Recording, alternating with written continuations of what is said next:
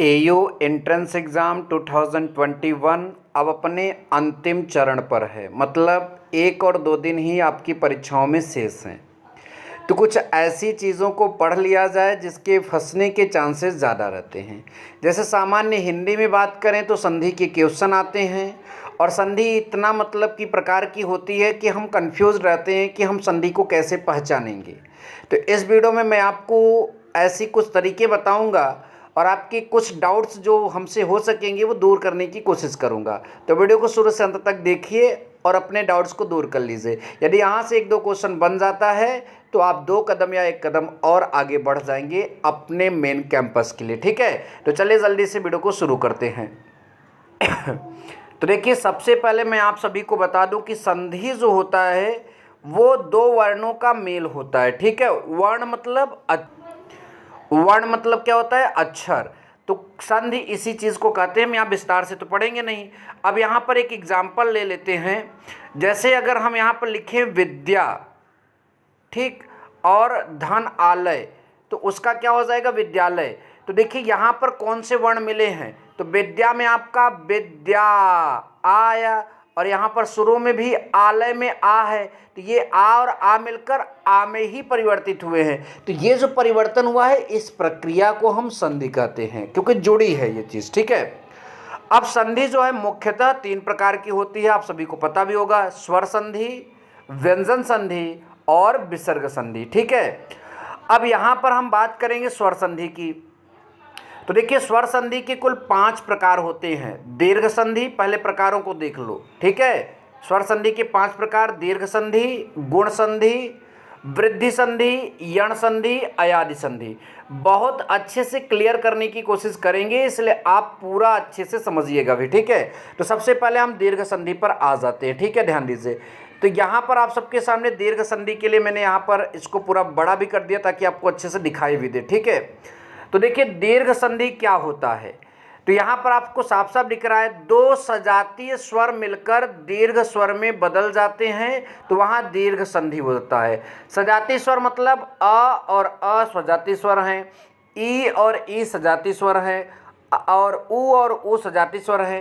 तो यहाँ पर हम आपको दिखा रहे हैं कि दीर्घ संधि में जो है सजातीय स्वर मिलकर क्या हो जाते हैं? दीर्घ स्वर में बदल जाते हैं। तो आपके पास यहाँ पर 3 एग्जाम्पल हैं, 2-3 एग्जाम्पल मैं बोलकर भी बता दूंगा। ठीक है, तो पहला एग्जाम्पल है देव धन आलय। तो देव में जो लास्ट में व आया है तो उसमें कौन सा स्वर निकलेगा? देव व। तो मतलब आपका क्या आया? अ। ध्यान से देखिएगा। और धन, उसके बाद आगे आलय में आपका क्या दिख रहा है? आ। तो ये इन दोनों के मिलने से अब संधि बनेगी, दीर्घ संधि। तो इन दोनों में दीर्घ कौन है? आ। तो अ और आ मिलकर क्या बना देगा? आ। तो यहाँ पर आपका क्या हो जाएगा? देव में आ जुड़ जाएगा, मतलब व में, तो देवालय हो जाएगा। ऐसे विद्या में आ और अर्थी में अ, तो इन दोनों के जुड़ने से भी बड़ा मात्रा बनेगा आ। ठीक है, इसीलिए यहाँ पर आपका हो जाएगा विद्यार्थी। रवि और इंद्र की बात करें, यहाँ पर रवि और इंद्र की बात करें। ठीक है, ध्यान दीजिएगा। तो रवि और इंद्र में यहाँ पर आप सभी लोग ध्यान से देखें तो यहाँ पर रवि में छोटी की मात्रा है, ठीक है, और इंद्र में भी छोटी की मात्रा है, लेकिन दोनों कौन से मात्रा में कन्वर्ट होंगे? बड़ी की मात्रा में, क्योंकि आप पढ़ क्या रहे हो? दीर्घ संधि पढ़ रहे हो। ठीक है, तो यहाँ पर देखिए इसका रवि का ई और इंद्र का ई मिलकर बड़ी की मात्रा बन गया। तो जब रवि में से ई हटाओगे तो र व बनेगा और उसमें बड़ी की मात्रा लगाओगे तो वी इंद्र। तो ये आपको पूरा क्या बन गया? रविंद्र। तो इस तरह से दीर्घ संधि में याद रखिएगा, समान स्वर के मिलने से स्वर बड़ा हो जाता है, बस इतना याद रखिए। अब आ जाते हैं गुण संधि में। तो गुण संधि में दो स्वर याद रखिए, अ या फिर आ। ठीक है, यही दो। तो अ और आ के बाद ध्यान से सुन लो, अ और आ के बाद अगर ई और ई आता है तो उसका ए होगा, केवल ए। उ और उ आता है तो उसका ओ होगा, केवल ओ। ध्यान से समझ लो, ठीक है, केवल ओ हो जाता है। यदि ऋषि आता है तो उसका अर हो जाएगा। अब इसके लिए एग्जाम्पल यहाँ लिखने के लिए जगह नहीं मिली, इसलिए मैं अब आपको एग्जाम्पल बोलकर बता रहा हूँ। जैसे अगर हम बात करें सुरधन इंद्र, सुरधन इंद्र में अगर हम बात करें तो लास्ट में सुर में अ आया और इंद्र में ई आया, तो ई कहाँ बदलेगा? ए में। तो वो ए जो है सुर के र में लग जाएगा तो सुरे, और इंद्र का ई हट जाएगा द्र, तो सुरेंद्र हो जाएगा। ऐसे देवधन ईश का देवेश हो जाएगा, रमाधन इंद्र का रमेंद्र हो जाएगा, ठीक है। और अगर उ आएगा तो ओ हो जाएगा, जैसे सूर्यधन उदय का सूर्योदय हो जाएगा। तो इन सब में गुण संधि होती है। आप, आई होप कि आपको समझ में आ गया, ठीक है। अब हम यहाँ पर क्लियर करेंगे वृद्धि संधि, और इसका एग्जाम्पल भी मैंने यहाँ पर ले लिया है। देखिए, आपका दीर्घ संधि में समान स्वर बड़े स्वर में बदल जाएंगे।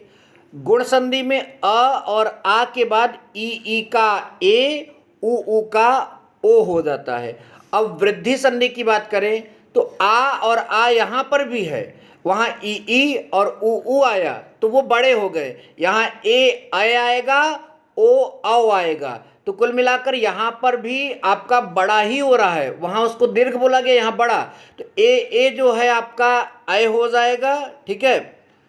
देखिए, जो दीर्घ में था वो एकदम वैसे, लेकिन दीर्घ में समान स्वर होते थे, यहाँ पर समान स्वर नहीं। यहाँ आ और आ के बाद ए, तो आए, ओ आओ तो आओ। जैसे एक और एक मिलकर क्या बना रहा है जरा देखिए। एक में आपका क्या आया, अ, लास्ट में क बोलोगे, और यहाँ शुरू में क्या है, ए। तो इससे आपको कौन सी मात्रा मिलेगी, बड़ा आय मतलब डबल वाला मात्रा मिलेगा। तो एक यहाँ पर हो गया और ये गायब हो जाएगा क्योंकि ये स्वर है, स्वर संधि में जुड़ जाएगा, ठीक है। तो ये आय की मात्रा इस क में लगेगा और यहाँ बचेगा क्या, क। तो एक हो जाएगा, एक क हो जाएगा। और इसे सदाधन एव में सदा में जो मात्रा है वो आपका अ है, तो मैं इसको केवल इसकी मात्रा को रिप्रेजेंट करता हूँ, और उसमें आपका मात्रा क्या है, ए। तो इन दोनों, देखिए आ के बाद जो है क्या आया है आपका, ए आया है, तो क्या हो जाएगा, आय। तो इन दोनों का भी क्या हो जाएगा, आय। अब सदा में से ये मात्राएं जब गायब कर दोगे, आ और इधर से ए गायब कर दोगे तो सद बचेगा, उसमें लगा दो आय, तो सदय, और यहाँ पर आपका क्या हो जाएगा, व, तो सदैव बन जाएगा। कुछ और अगर एग्जाम्पल की बात करें तो देखिए, परम धन ओजस्वी, तो परम में अ और ओजस्वी में ओ, तो वो हो जाएगा आओ, परमौजस्वी, ठीक है। तो ये आपका बन जाएगा। परम धन औषध का क्या हो जाएगा, परमौषध, ठीक है। इस तरह से यहाँ पर वृद्धि संधि होती अ और आ के बाद, ध्यान दीजिएगा, ठीक है। यहीं बगल में ही आपको यण संधि के बारे में थोड़ा सा समझ लेना है। यण संधि, ठीक है, ध्यान दीजिए। यण संधि में ई उ, ठीक है, ई उ। देखो, अब यहाँ पर दीर्घ संधि में आ हो गया, अब ई उ की बात आएगी, और इसी के बाद असमान स्वर आ जाए। असमान मतलब इसके अतिरिक्त कोई असमान स्वर है, कोई भी असमान आ जाए, ठीक है। तो ई जो है या में बदलेगा, उ जो है व में बदलेगा, और ऋषि जो है वो र में बदलेगा।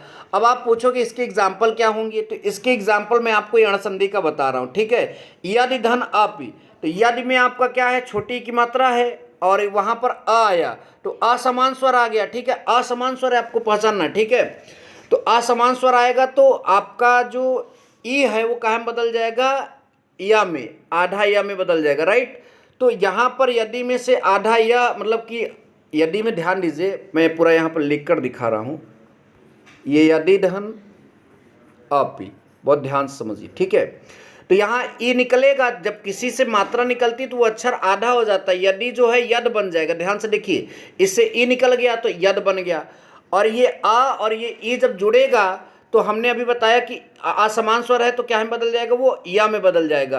तो ये जो आपका इन दोनों मात्राओं, इन दोनों स्वरों से क्या मिल रहा है आपको, आधा या मिल रहा है, और आगे क्या है आपका दी। तो ये आपका देखिए, ये भी आधा है द और वो भी आधा या, तो आधा द और आधा या मिलकर क्या बनता है, द्य। तो ये बन जाएगा आपका यद्यपि, ठीक है। आई होप कि आप सभी को समझ में आए। इसी तरह से इति धन आदि इत्यादि।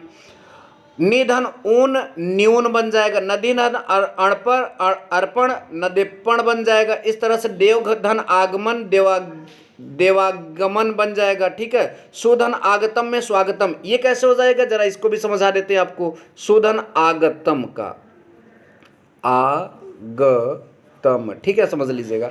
तो सु में आपका उ है, तो जब सु का उ हटा लोगे तो क्या यहाँ पर बचेगा, आधा स। मात्रा हटने से अक्षर एकदम आधा हो जाता है, ध्यान दीजिए। और यहाँ पर असमान स्वर आ आया है, तो आप सभी को पता है ऊ का क्या हो जाता है, यहाँ पर साफ साफ लिखा है ऊ का व हो जाता है। तो इन दोनों मात्राएं की, ये ऊ और आ की मात्राओं के मिलने से यहाँ पर आधा व हो जाएगा।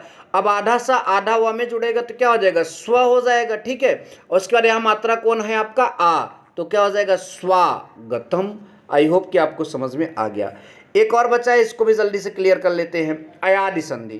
तो अयादि संधि में क्या, देखिए ई उ हो गया, अब ए ओ औ, ए आय ओ औ के बाद भिन्न स्वर आए, तो ए का अय का आय, ओ का औ का आओ, ठीक है। इस तरह से यहाँ पर आपका हो जाएगा। तो देखिए ने में आपका कौन सा मात्रा है, ए, ठीक है, ने में कौन सी मात्रा है, ए। तो यहाँ पर ए और उसका अ जुड़कर क्या बने, मतलब वहां पर क्या हो जाएगा, अय। बहुत ध्यान से देखिएगा। तो जब ने में से आप हटा दोगे तो यहाँ क्या बचेगा, न, ठीक है, ध्यान दीजिएगा। और उसके बाद वहां पर आपका अंत तो पहले से था, ठीक है। तो ये अ मात्रा जो है इसमें जुड़ जाएगी, तो क्या हो जाएगा, नयन, राइट, ठीक है। और नय धन अक का अगर हम आपको यहाँ पर कराएं तो नय में से आय की मात्रा हटा लो तो वो आधा अक्षर न बन जाएगा, आधा अक्षर, ठीक है। और ये जो आपका अय का मात्रा है और आगे जो आपका अ का मात्रा है, ठीक है, इनके जो आय की मात्रा कुल मिलाकर बदला काहे में है, आय में, ठीक है, आय, ठीक है, ध्यान दीजिए। तो ये आ जो है किस में बदल, इसमें जब लगेगा ना में तो ना हो जाएगा, और ये आपका य रहेगा, और बगल में आपका क था तो क्या बन जाएगा, नायक। तो नायक में आपका क्या है, आपका बोलते हैं अयादि संधि, ठीक है। तो इस तरह से हमने पूरा स्वर संधि आपका क्लियर करा दिया। अब आप इसका स्क्रीनशॉट ले लीजिए और इसको जो है एक बार फिर से समझ लीजिए, आपको समझ में जरूर आएगा। Thank you so much. जय हिंद, वंदे मातरम।